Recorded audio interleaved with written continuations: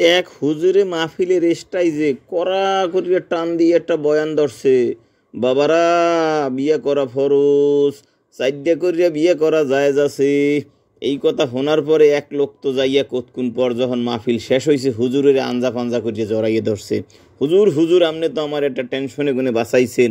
কয় কিরে বেটা কি হইছে, তুই এত খুশি কিরপান নে কধি মোরে। কয় হুজুর আপনার যে জামাই আছে না কাদের, হে তো আমার মাইয়া সকিনারে আবার নিহা করছে। আমি তো মনে করছিলাম যে আপনি মনে হয় আমার নামে মামলা করে দেবেন। যখন আপনি কইছেন যে সাইডে করে বিয়ে করা যায় আছে, তখন তো আমার দিলটা হুজুর ঠান্ডা হয়ে গেছে।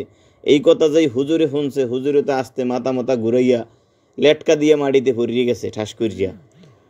কতক্ষণ পর ফানি ফুনি দিয়া মাথা হেয়ার পর হুজুরের যখন জ্ঞান ফিরাইয়া আনছে, হেয়ার পর হুজুরের কইতে আছে, হুজুর আমনের মাইয়ার জামাইয়ার একটা বিয়ে করলে আমনের কিরম কষ্ট লাগবে, হেই আমনেরে বুঝানের লইগিয়া মুই এই একটা মিথ্যা কথা কইছি। হুজুরে কয়, বাবা তুমি তো আমারে বাঁচাইছো, যাই হোক আইজ হইতে এই রমের ওয়াজ আমি আর কোনহানে করবো না।